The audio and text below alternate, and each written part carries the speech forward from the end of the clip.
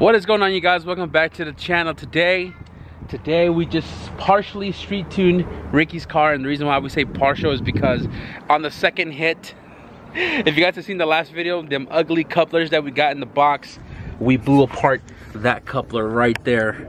Literally tore a new hole right into that single ply, and literally that's on the seam as well too. So right now we don't have another 90 to throw on there. Radiator did shift a little bit. It was sitting a little bit more this way, but that single ply just couldn't hold the boost. Data log showed that the car was making about 7 pounds, 75% throttle when I was getting into third gear on the freeway, and I heard a big pop. Knew the coupler fell off, so we just drove it home. And right now AFR is good for cruising, good for driving inside road and just staying really steady on the you know, the drive. But under load, obviously no boost and throws number off because of the ripped coupler. So the car is ready to go, just needs that one coupler, and it should be ready for dyno this weekend. I did throw my valve cover on it just to have some bungs for his catch can, so this car can have breathing ports, because the B20 is typically on the head, not on the block. When you swap the head to a VTEC, the PVC system is gone, so we need breathers, and we got catch cans and bled the cooling system, new radiator. Everything is buttoned up today, but today we're actually working on Joe's car, and today we're doing B20 VTEC, right Joe? B20 VTEC turbo. So I'm not going to show you guys like the full process on how to do it. I've covered it many times. Pick's car, Daniel's car, Ricky's car, and my cars in the past. So today I'm just trying to do as much as I can. He's getting his car tuned this weekend with us, so we just got to get down to work right now, guys, and we'll give you updates along the way. So hope you guys enjoy.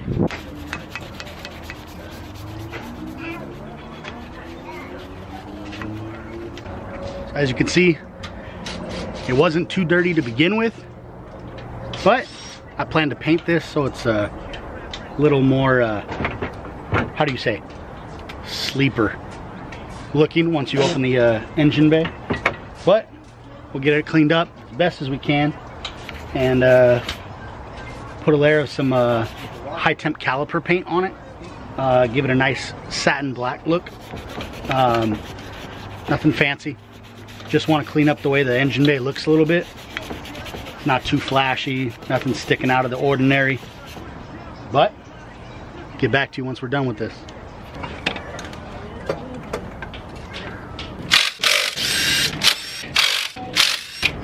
That's a perfect time to bring you that degreaser. 10 minutes.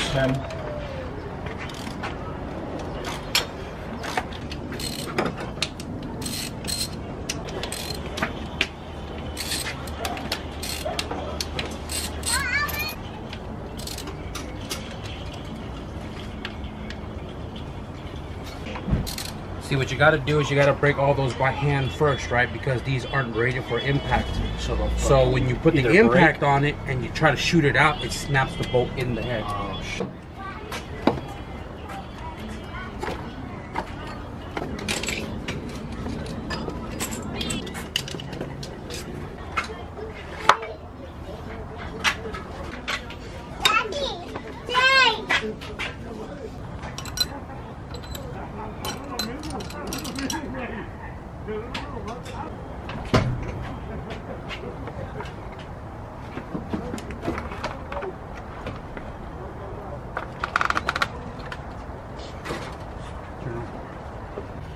Cylinders look really good.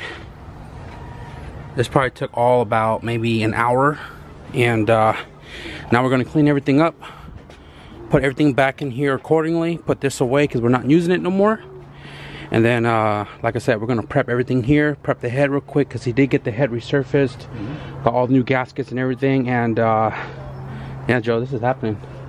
It's unreal or surreal. Surreal. But, hey, we're gonna make it happen. We're gonna make it happen as soon as the water pump and timing belt gets here. Like butter, baby. Like butter. Everybody that comes in here, what I got no reason to insult me when you're using my dishwasher. You know what? Just keep your mouth shut, okay? So right now we're waiting for the GSR water pump and timing belt. We're going to be changing that over now because we're doing VTEC. We got Joe over there. He's taking out the timing cover to get the belt and the water pump off right now and get it all ready. And Ricky is helping him do so, cleaning up the cylinder walls and the surface of the block, while I take a little break eating my salami and cheese, watching Bob's Burger. Guys, we are still waiting for the water pump and timing belt, but we were just kind of going through all the stuff that Joe had for the VTEC conversion, and it just came to me. We were missing a lot more things than we had thought. So when we pulled the VTEC head off the Ellis block in the junkyard, we totally forgot the dowel pins. We were spur of the moment, super excited. Didn't think about it until right now. But lucky for me, after pretty much rummaging through my whole garage, literally, I found in my bag, got 2 sets of step dowel pins for Ellis VTEC B20 VTEC conversion. So we're good here. And I just found my head studs for Ellis VTEC B20 VTEC conversion, which is the same as GSR, and all the nuts are here except I am missing 3 washers, so I may have to run to the storage to grab the washers from the B20 head studs that I have over there, and that'll complete this. But right now, like I said, we don't want to slap the head on until we do the water pump because ease of install. All right guys, about to put the sandwich adapter on, quick and easy. Take off the oil filter, bolt this bad boy on. Let's do it. Make sure you lube the ring.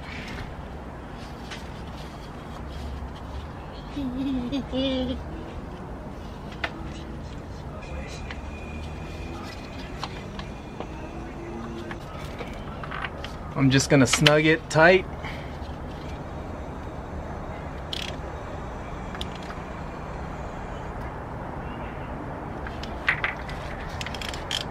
And that's pretty much it. Now we wait till the guys get back from the storage.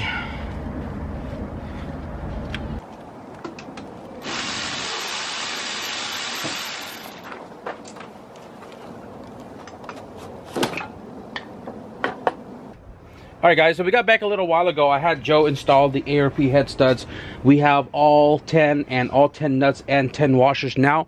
Here's all the stuff that we're going to be installing into his car hopefully tonight. I mean, even if you guys went home, I'm still going to be here till like 1 in the morning because got to get shit done, right? So we have a VTEC head. This is the one that came from the junkyard. Got all valve seals replaced, right? Intake and exhaust. Got the bottom here resurfaced. And we definitely have that plug down there. I was a little skeptical at first, but you know, it wasn't Ellis VTEC that was in the junkyard. So that plug is there. Dual valve springs and retainers, which is awesome. And Joe literally got everything brand spanking new. Head gasket, valve cover gasket, exhaust manifold gasket, distributor, O-ring, 2 of them. Not sure why. We have intake manifold gasket, RTV for this guy because we had to take it off for the machine shop, and a valve cover. Right here we have a Gates timing belt water pump kit, which has the tensioner, I believe, as well too, because it's always nice to change it out while you're doing all of this. So we got the whole kit right here, and we're going to do that right now because, like I said earlier, ease of install because of the space. And Ricky did the blocks oil sandwich adapter with the line, and I got to install this on the head actually. So I'm taking a look here inside the chambers of the intake manifold, and you know, most of the time these heads look like somebody ported it, like stock casting wise, but this actually looks like somebody grinded down into the chambers because it's crooked as hell. You can tell right there it's crooked. You can tell right there is crooked. Right here is crooked. This is kind of crooked. But if you look on the inside, you can see all of the burr marks where like they try to stick the burring tool down there to cut up the casting marks. And you can see the junction is really sharp, right? Well, that's good. Not sure how well it flows, but it is slightly ported. The exhaust side is stock, but this is, I guess you can call it better than stock, I guess. No more gasket on here? Gee, we looking good. Alright, so we're going to throw this little Fel-Pro on there. Joe, do the honors and marry the two together. And I'll find the 12mm bolts for you.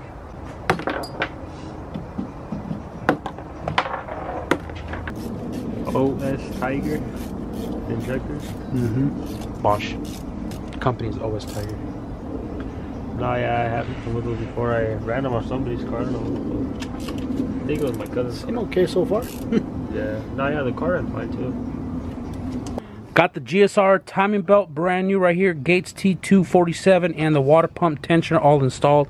The bolts and everything, crank pulleys all reinstalled as well too. And right now I'm prepping the head, taking all the cam caps and everything in the way of the holes for the studs to go through.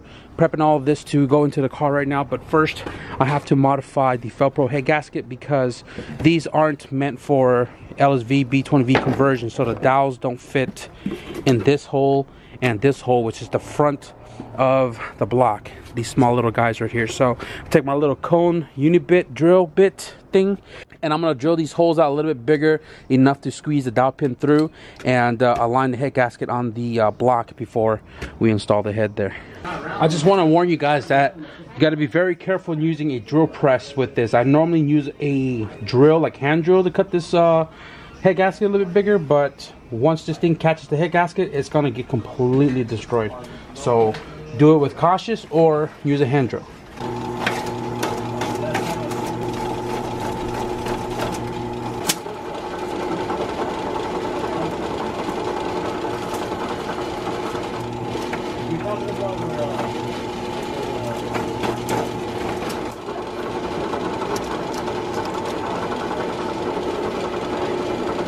Hell yeah. Oh yeah, look at that. Perfect fit. Ready for the cylinder head. That's how we do it. Alright. So strong. Oh my god. Sorry, that just went down by itself. And we are seated, boys.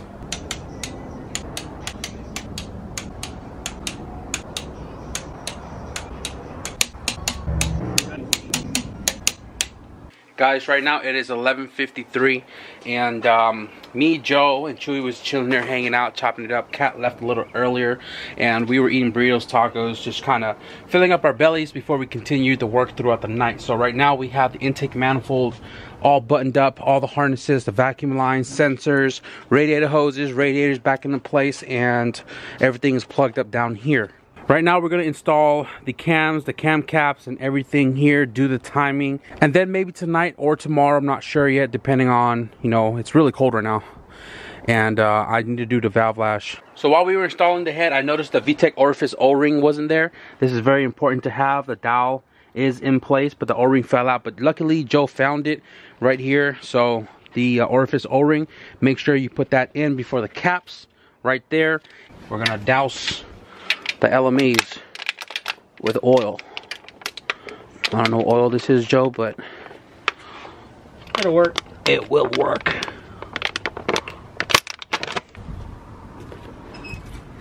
So the ones with the slit at the end, that's for the intake side, because that goes into the distributor.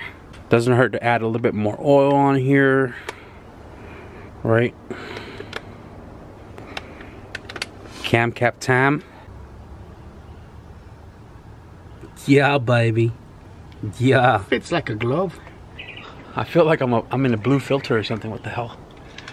So I seen a comment where somebody was like, why is the birds out at 12 o'clock at night? If you guys been around the channel long enough, you guys remember I used to talk about when the birds chirp, it's time to close the garage, and they normally chirp at about 12 o'clock, and they've been chirping. So it's about 12, I don't know, it's like 12:10 right now. Birds are chirping in that tree right there, and that's just letting me know that it's time to close up. But guys, we are just trying to finish the rest of the timing here. We got everything installed, torqued, and about to do the timing right now, and then we're probably gonna close it up, do valve lash tomorrow. Guys, it is the next day, a little bit later in the evening here, but today has been overcast, which is super weird, right?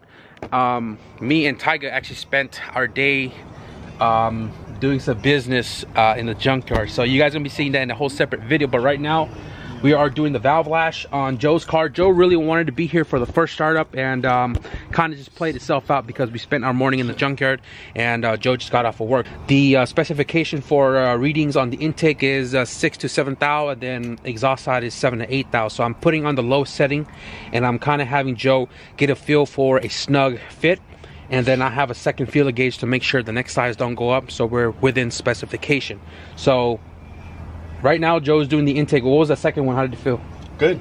A little bit tighter with the 6,000 than here, but still 7 didn't go in. So we good. Like I said, we're keeping the intake at the lowest setting possible, and I believe like the LS and B20 are like 6,000 to 8,000. As an example, and then I'd like to put it in the middle, so I'll put it at 7,000. But because the B series specification for VTEC is between two numbers, 6 and 7, exhaust is 7 and 8, I like to put it at the lowest point possible. So Joe said that 6 is nice and snug, has a little nice drag on it, and then 7 doesn't go in. So this one out of the 3 that I did is actually within specification, which is kind of funny. So now we're going to do the exhaust side, and that's going to be a 7 and 8. What was that Simon said? Hashtag team 1 ply. Team 1 ply. Look at this, boy. Oh, this thing is destroyed. Look at that. Yo, check this out. Hello there. Oh my goodness, look at that. Literally right on the seam. Look at that. Well, granted, I mean the radiator sat on it right here, but this is only 7 pounds of boost and 75% throttle. That's crazy. How thin is that? Guys, it's duck lips. Joe, it looks like a fish. Catch it, catch it. But thanks to the homie Chewy, he came through with this guy. Obviously, I got to shorten it a little bit because it's too damn long. But this is definitely a 6 ply. You guys can see the layers in there opposed to the no layers over here. We're going to shorten this, and we're going to install this in Ricky's car so we can get it ready for tomorrow. So now that the valve lash is done, we're trying to figure out a catch can setup for Joe. Right now, I only have this catch can with a -10. He has the Cusco one down here, which is a barb that went to this guy here. But B20s, I want to make sure it'll breathe. So I want to put 2 on it. But granted that the bung is on the left and right hand side, it's kind of hard to put it somewhere where I could utilize both of the bungs. And I'm trying to like really just trying to find a place for it and put it somewhere so I can run all the lines and everything. But right now we're probably going to have to remove the charcoal canister so we can get a spot for it, and then remove this one, or maybe we could just use one, put a bung on there, and then, you know, just retain this guy so he has 2 catch cans. What do you think? 2 better than 1? 2 girls, 1 cup? Hey, yeah.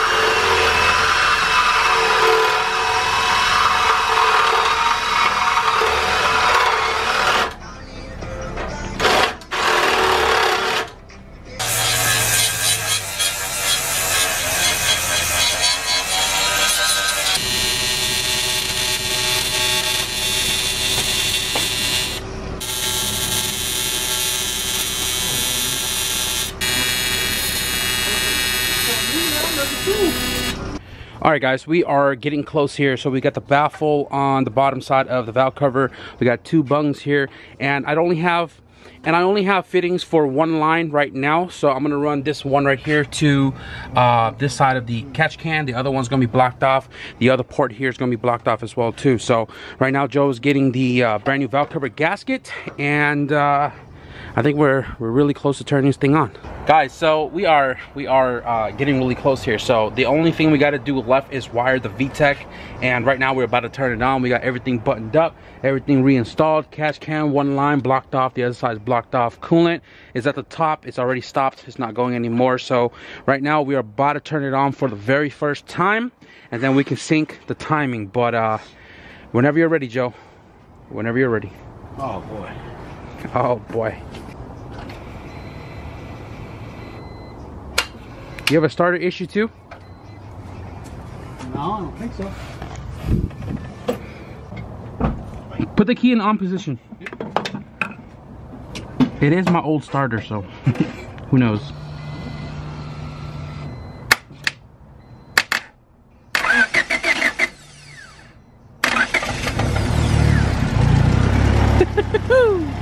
That right there, guys, is the first start of Joe's B20 VTEC conversion.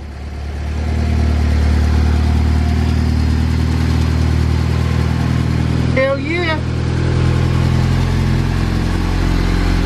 Sounds freaking awesome.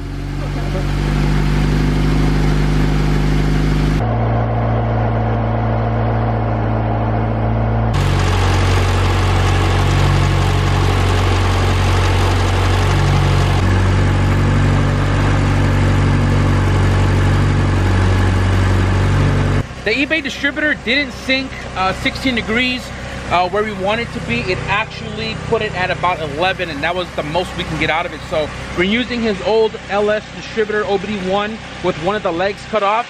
And if you see the distributor tab right here, it's not all the way, but we were able to shoot for 16 degrees.